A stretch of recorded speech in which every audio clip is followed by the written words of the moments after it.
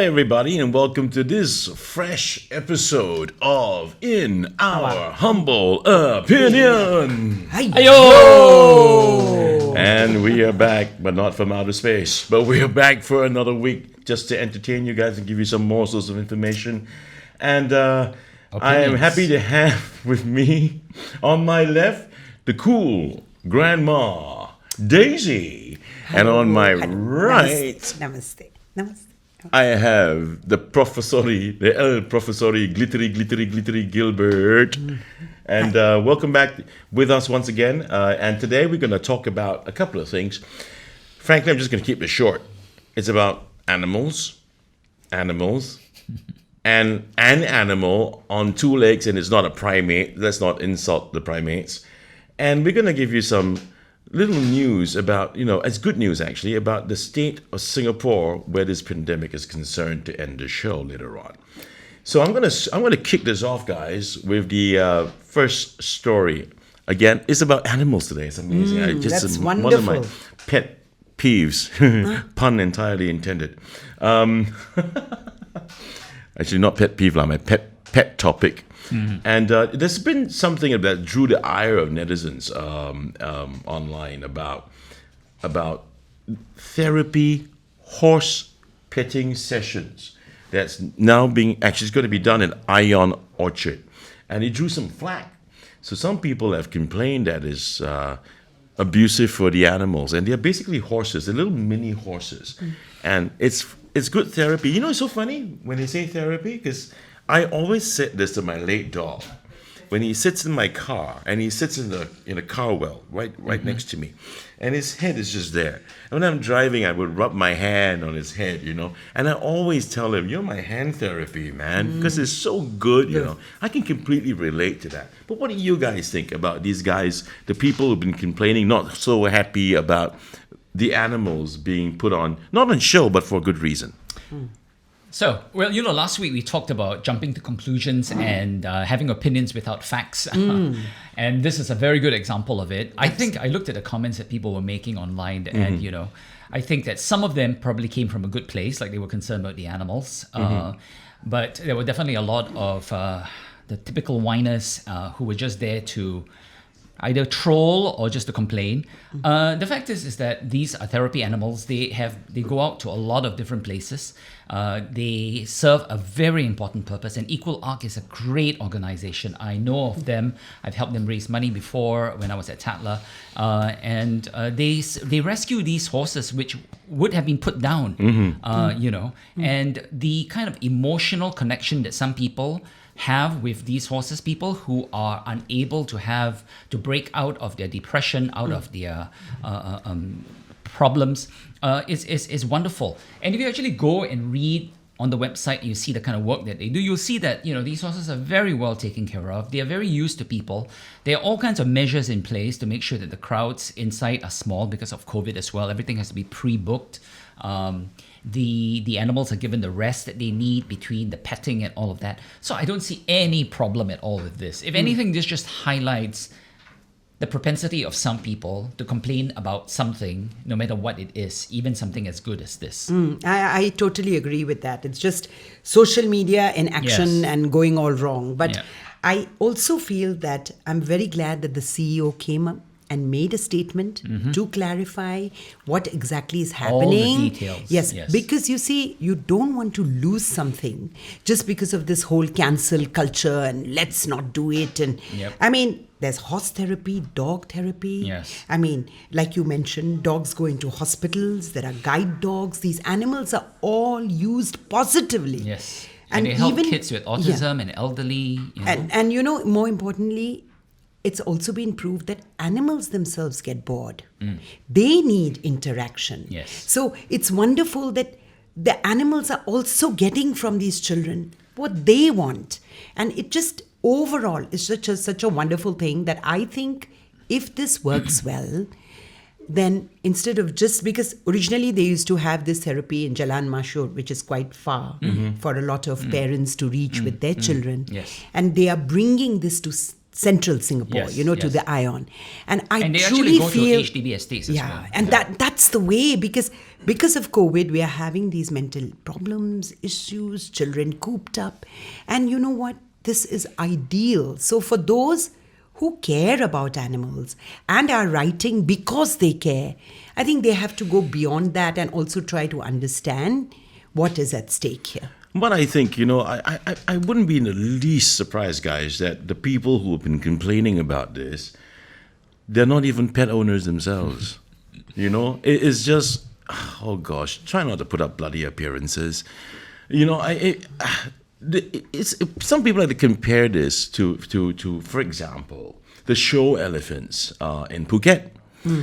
Now, those elephants, they live through terrible conditions. Yes. I agree. Yes. But this is not about show. Absolutely, and there's no comparison. Yeah, exactly. It's not an Horses are not apple-to-apple wild comparison. animals. Exactly. No, and also, then, this is an NGO that has been working on this. Correct. They have the credit Yep. to make this work. and my dog, my late dog, I had a golden retriever. What was his name? Rascal.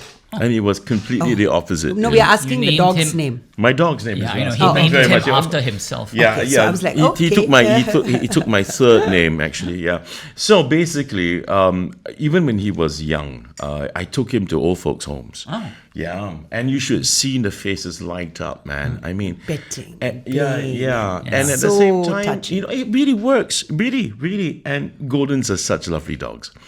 And I volunteered him at a time when the Civil Defense Force didn't have enough dogs for search and rescue. I was a handler, and he was certified. Wow. So for a year and a half, every weekend we Wow, look that's forward to great. go. Yeah, it was Yeah. fantastic, And But he must have enjoyed it. he did. That's it. He did. They Yeah. love it Exactly. as well. Animals, horses, dogs especially, they love to be petted. I mean, You we've know? got this, we know now It helps them. about dolphins and how some children who are autistic or have issues, and then when they swim with the dolphins, there is an interaction, and it's just better for their Yeah, health. the dolphins So the thing more, I would disagree with about keeping them in captivity, because those are wild animals that they catch Right. I and bring agree. into attack. Yeah, that shouldn't Yeah. happen. but That you shouldn't know, happen. but you know, horses, no, but Gilbert, what they've started doing now, and we saw this when we were in Israel, is that actually the dolphins were in the wild, and it is amazing. But because they're waiting, and then it's actually at a certain time. Some of them come on their own. Oh yeah, no, that's different. And We're no, talking and about the they ones come at in their SeaWorld. own. No, they come in Yeah. their own into that area. And when they come, some of the children are let in, of Yeah, course, no, of course, that's a supervised. different- yeah. And it's That's just different. beautiful That's different. That's because the different. dolphins Yeah, yeah. change. They're still They free. become, and they're they're still slower, free. Yeah. and they allow themselves to be petted and held. Yeah. And just watching that is just so Well, amazing. that's a different. Yeah, That's a that's a different different story. one. Yeah. But since we're talking about this, I mean, yes, I do believe very much that these animals also feel, they get stress relief too because of Yes. people petting them. Yes. Because but- that's what's meant to be. Yeah, but on this show, right, we're going to be opening the show also for some heavy petting. So don't worry, Gilbert has volunteered for that. So if, All right, that came out of nowhere. Okay. But So now, if- moving on. if you need therapy, we're open for heavy petting. Gilbert is available. Just give the producer a call. Oh, yes. Okay, Chris I Henson's phone number. well, are we doing this now as a side activity, Gilbert? I didn't know about this. It's called the petting zone now. That's the next show you You got. guys. Okay, so Full on moving nonsense. on to animals of a different kind. I'm going to move on to talking about our city-state, our little red dot that has a problem. Because we have wildlife living in our midst. And now, after a wild boar attack in Pasir Ris last week, a question was raised. Should this wildlife stay or go? So, should they remain? Should they be controlled? Should they be removed? Now, wildlife is a part of our drive to have a city amongst nature. I mean, we pride ourselves on the fact that we welcome the otters, the migrating birds, we have a variety of snakes. But now with the boars, chickens and other wildlife living in their midst, residents in Pasir Ris are now being given a say on whether these animals should stay or go. I have no idea where they are going. I know the chickens from Sin Ming Estate were sent to Seletar. But now we are talking about a survey which was posted by Senior Minister Gilbert Cheah on Sunday, November 22nd, and he is seeking the residents' views on what should be done about the wild animals in Pasir Ris after a wild boar attack in the area last week, when a wild boar charged at a woman at the Sungai Api Api Park, knocked her down, and left her with lacerations on her left leg and face. And of course, recently there was another attack where there were cyclists and they were at Pulau Ubin and they were carrying food with them, and the boar trotted up because they were looking for the food. They could smell the food. So, what do you think? Should the wildlife remain amongst us, or where should they go? Gilbert, what do you think before I lose it all? Because, I wish I had whiskey in my coffee, though. Okay. You don't? No, I don't, unfortunately. This is your state of affairs without the whiskey? Okay. Okay, so as usual, again, this starts out with people complaining. Exactly. Okay. I would like to point out to the people who are complaining about wildlife that this attack took place inside a wildlife park. So it wasn't as if this boar ambled up to a coffee house in the HDB estate and attacked people. This woman was inside Sungai Api Api Park, and that is a wildlife park. Okay, that's a nature reserve. So I think that what I've observed certainly is that with social media now, there's a cycle of what happens. Something happens, it appears on social media, and a whole slew of know-it-alls then starts to post their comments. Very often without knowing anything at all, they'll post it. And the default often is, why doesn't the government do something? Okay? And then the government, as it has always been, is very reactive to the people, which has got its good and its bad parts. I mean, certainly you don't want a government like you have in some of the countries that don't care about what people think or say. I've certainly experienced that living in the US myself. You also don't necessarily want a government that's so reactive that the lowest common denominator makes the most noise, and then the government reacts to that, you see. So in this case, I think that there is maybe a legitimate concern or question about wildlife. If it were to come out of the parks and start attacking people, I don't think that has happened yet. Okay? Right. So I don't see a need for this. I think that we need to be aware that we are living with these animals. Absolutely. And that we're lucky in the sense that we have got these wildlife reserves that, Singapore being a crowded little island as it is, has got about 20% of wildlife of the country still as wildlife reserves, which is remarkable, But people need to respect that also. Right. And that's it. Yeah. Because again and again, even with like the monkeys at MacRitchie, and again, they have been told strictly not to feed the animals. Exactly. And I think once you feed them, you give them the habit. Yeah. And then you complain when they come and attack you for your curry puffs. Yeah. That's also, just I think not that done. even without feeding them, if they associate you with food because you're carrying food into the wildlife reserves to eat yourself, correct, they smell the food. And they're animals. Yes. They're going to do what's natural to them. So I think I would probably want the government to be more strict about not letting people bring food into wildlife reserves, not to go into wildlife reserves to picnic, than to actually do anything about the animals themselves. No, and sorry. I just feel that there's one more point which was brought up by one of the readers of the Straits Times today, which I read, and I thought that was an excellent point, that there should be more animal-proof garbage bins. So that, you don't picnic, you have leftovers, and then you don't decide to be kind and give those leftovers to the wild animals. You pack it properly and dispose it off in the animal-proof garbage bins. Well, they should just bring it with them, right? Not leave it inside the right. park. But I'm just saying, if there are crumbs when you clean up, and I thought that was a valid point, because it is the food that plays a very pivotal role in, tempting these animals to come towards you. Yeah. This whole story was actually aired yesterday morning on a particular radio show from a particular station, and I was listening in on it. As a matter of fact, I was also participating in it. So I just want to say that there's been some suggestions, and some are utterly ridiculous. Things like, we should tell the schools to teach our children about how to handle wild animals. I said, are you kidding me? Then what's it going to be leaving you as a parent to teach your children?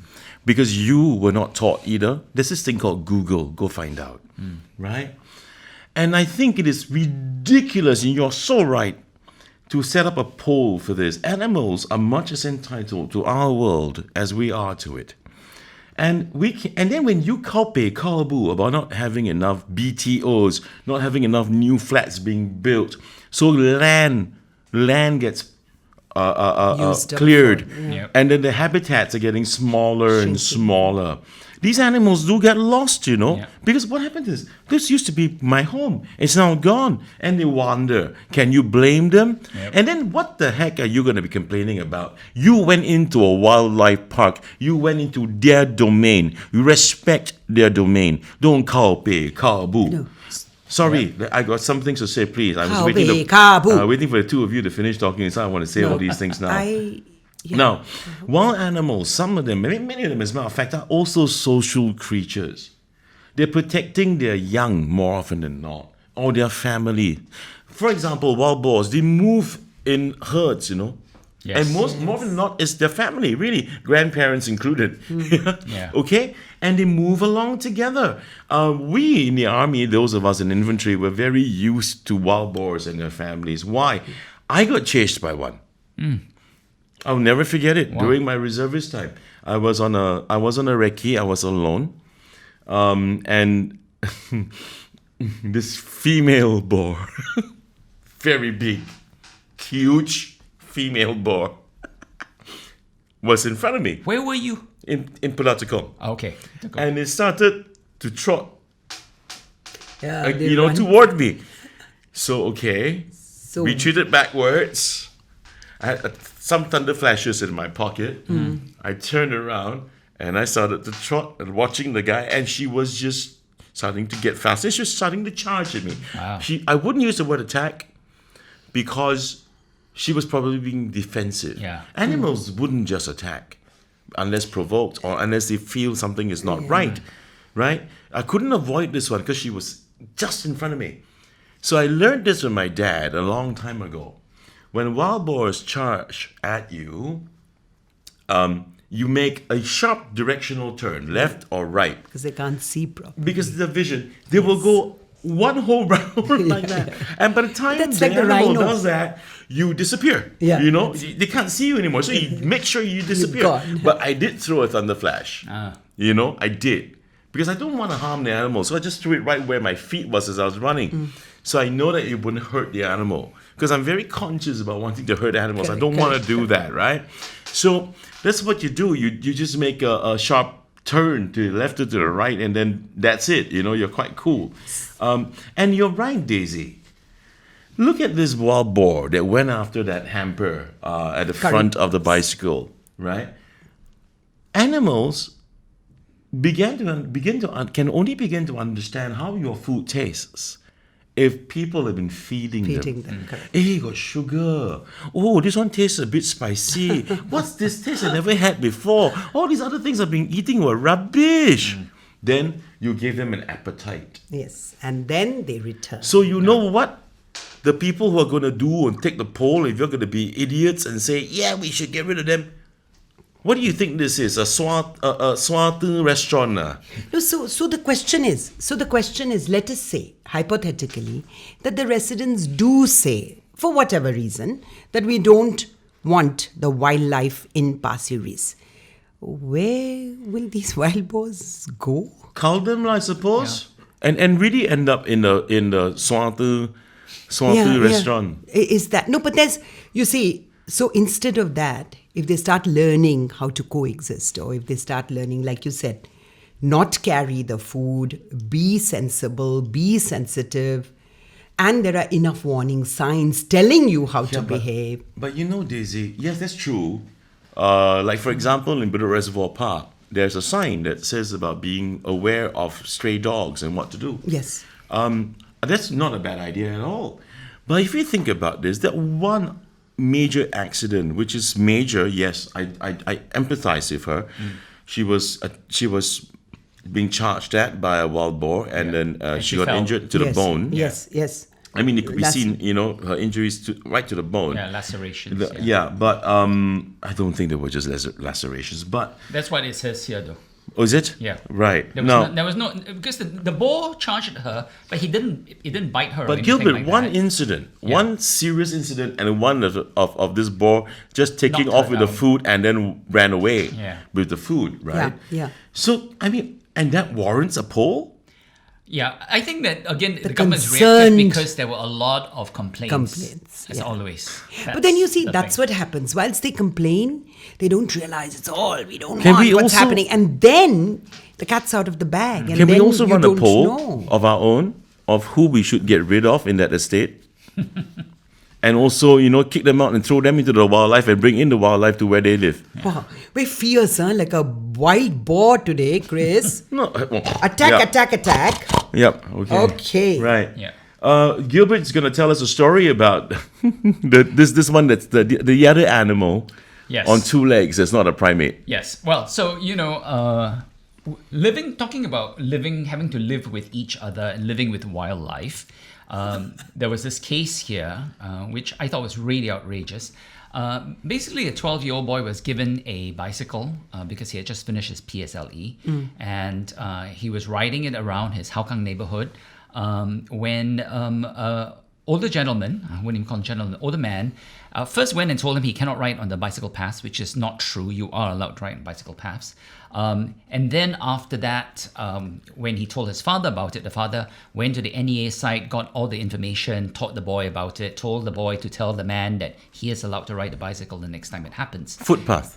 Footpath, sorry. Yeah. Right on the footpath. And when the boy encountered the man again and dared to stand up to the man and tell him that I'm allowed to be here, he was filming the man, and you could hear him in a quivering voice telling the man, I'm allowed to be here. This man attacked him, basically, knocked him down, and he slapped him and kicked him in the chest. Which I think is outrageous. The father went down and managed to found a boy with a good Samaritan who had witnessed the thing and was helping the boy, and then found the man who had done this and filed a police report against it. I think that we can all agree that there is absolutely no excuse for attacking a child. Even if the child had made a mistake, in which was not the case in this situation, the boy was allowed to be on that bike path.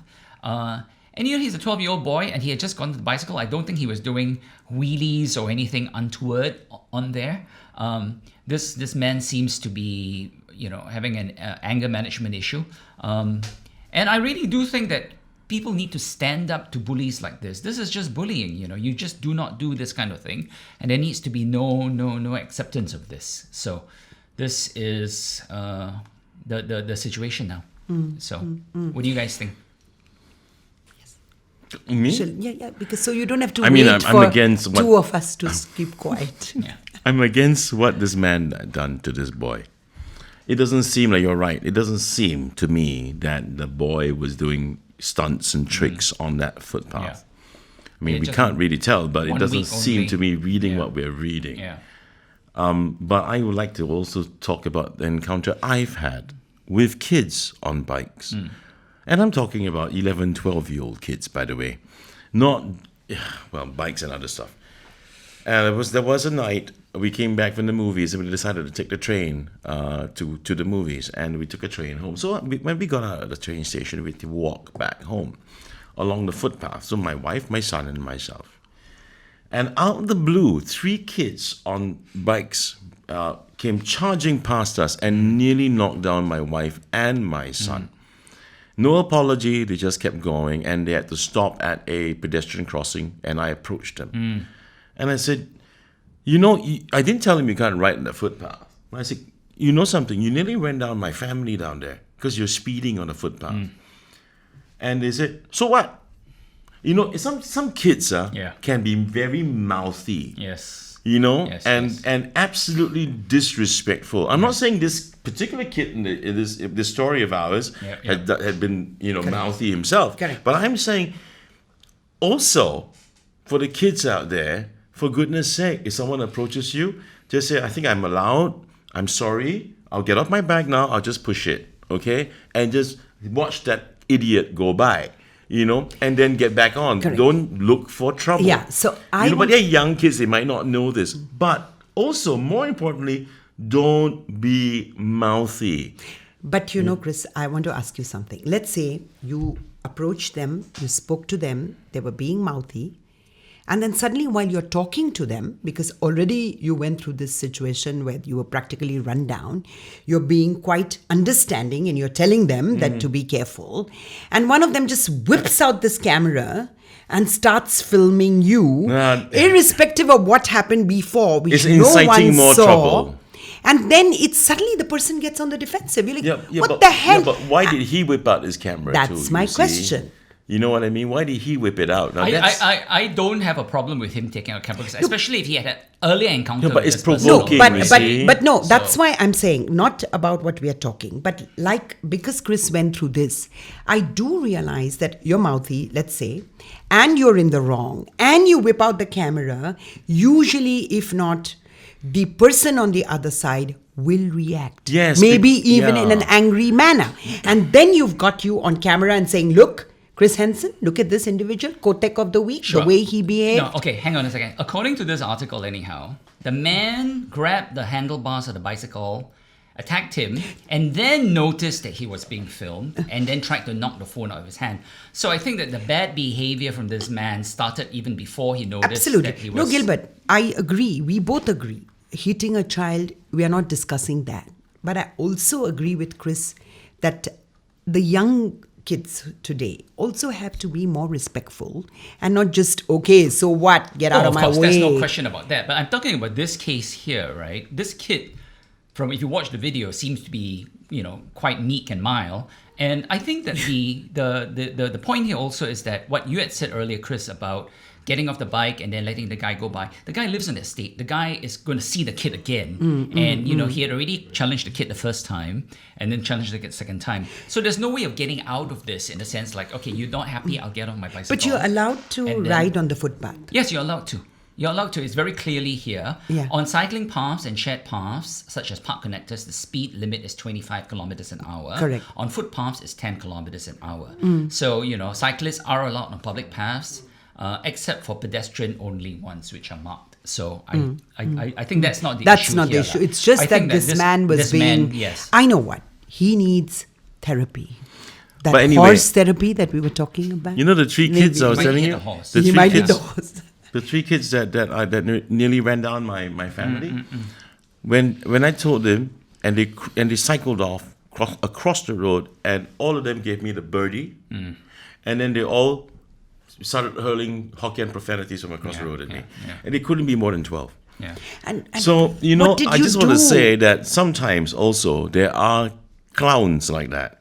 But Chris, you know? what did you do when you were standing there with your wife and your son and this was going on? Because your son is young. What did and I do? What do you No, mean? means, you see, he's learning this kind of behavior, Yeah. right? He's watching, he's No, I'm not No, worried but he's about that. obviously learning his bad behavior. Yeah, He's my not, my Yes, my yes. boy knows for a fact Yeah, that that's yeah. completely unacceptable. Yeah, of so that's course. fine. Yeah, I don't think that's an issue. You know, there. it's just that the It's So not just how- the parents. yeah, but there are kids like that too, and sometimes just don't be mouthy, and just No don't question be there. disrespectful. But yeah, and also don't. You never know, you yeah. never know whether or not there could be some things in this story that we're reading right now that's not even being mentioned. I don't know. There could be. It's one-sided at the moment. Well, Yeah. I don't think that there's any justification for a man, especially if they went. No, if they that went one and is wrong. Actually, if they went and I filed mean, a I'm police not report, talking. I'm not yeah. talking about what he did. That's definitely wrong. Yeah. That's a given. But I'm saying, was there provocation? We don't know. Did this kid say more than he said? So Yeah, but even if they did, even Prior if he to the did- video sure, recording. but even if he did anything as terrible as what those I three know it kids did doesn't to warrant you, the action. You didn't react that way. But that's not Yeah. the thing. Is that if every young person knows that he's got the power in his hands with a phone and a camera, Righto. and everything can look legit and on Correct. his side. Correct. Yes, the resultant effect was wrong was wrong. Nobody should do that kind of stuff to that kid. It's wrong. Let me just say that, declare that for a fact. But we don't know what happened prior. I think it's irrelevant though, because every one of us This has is a weapon, phone, my friend. But every one of us has a phone. So I'm saying we're in equal opportunity society. Everyone has a phone. Everyone can whip it out and you do it that way. It's being as used as a- adults, though, you need to know Restraint? restraint. Then let me ask you something. We can always say that, restraint, no doubt, and we should. You're right. But with that, even these kids know, you're an adult. You're an adult, so please exercise restraint. But I'm going to continue provoking you even more. Well, I wouldn't let myself be provoked, because if I'm not doing anything wrong, he can film all he wants. I'm glad he's filming. No, what I'm saying is not because- everyone's going to yeah. not everyone's going to react like you, Gilbert. No, I'm not saying that. Everyone should. There react will like be me. people who Yeah. would just, I've tried, I really took a deep breath, but this kid just keeps egging me on. Could have happened that way. Sure, but then there so are, what, though? There are kids like that, by the way. I know, of course. Vicious, Of course. little animals. Of course, but Yeah. so what? My point basically is, so That's what? it. You don't If I could react slap them, I then- will. Yeah, I won't, okay. but I you will see, if I and could. Now we are taking him for the therapy as well. He needs that horse No, to well, just my- touch. My point Well, basically is just that life is going to always have enraging, infuriating Correct. people. No, so that's why the father did, And diabolical kids too. No, the father spoke to his son. I didn't quite understand, but he did say that now the son has to become more street smart. So I'm not really sure exactly what street smart means in Singapore's context, because Yeah. I usually hear, kids Yeah. come from The India. actions He said is he's wrong. still traumatized, afraid to go cycling on his own. The actions are wrong of what that man did to this boy. That is wrong. I do not condone that. But what I am saying, I'm not even saying that boy may have done something or has done something to provoke the situation. He could have, maybe he did, we don't know. We're just not sure. Sure. Maybe he didn't. Fine, But what I am trying to say is there are kids out there, and I've experienced it, that can provoke you till kingdom come. And that they should be taught that they should just know not to be mouthy. Yeah. Okay, we've got And that. respect And let's older not people. be mouthy, and we shall move on to the next topic, which is Gilbert, over to you, talking about the good news.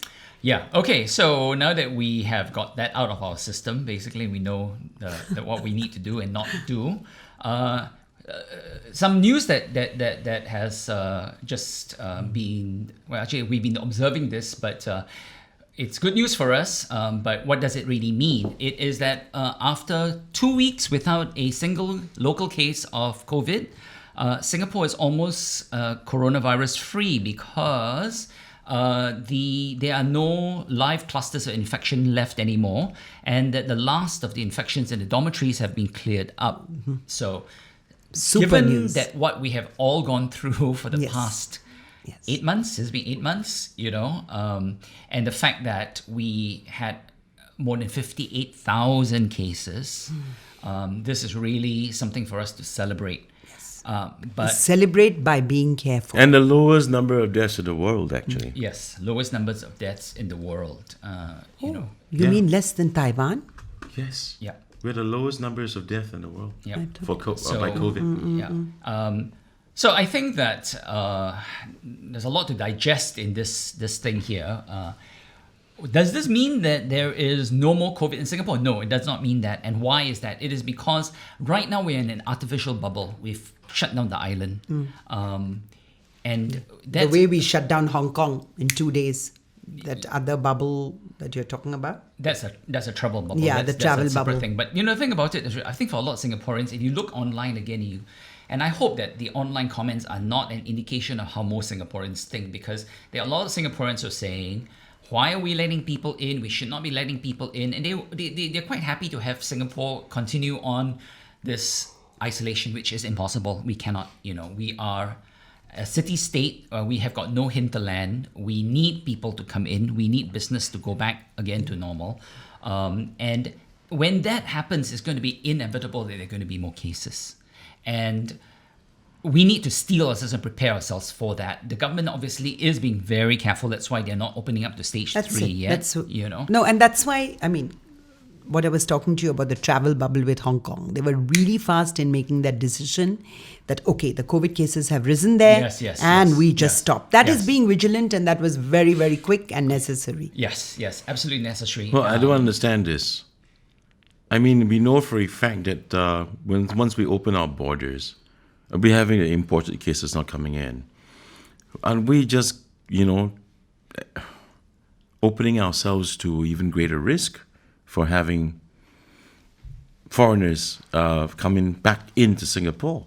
Well, they are coming in to quarantine. Yes, I know that. But even if they come back in quarantine and they're cleared after 14 days, they can still catch it, right? Well, if there's no one locally that has got it, they can't catch it. Can they have a what's the word for it? Asymptomatic. No. Can it recur again? Relapse. A relapse.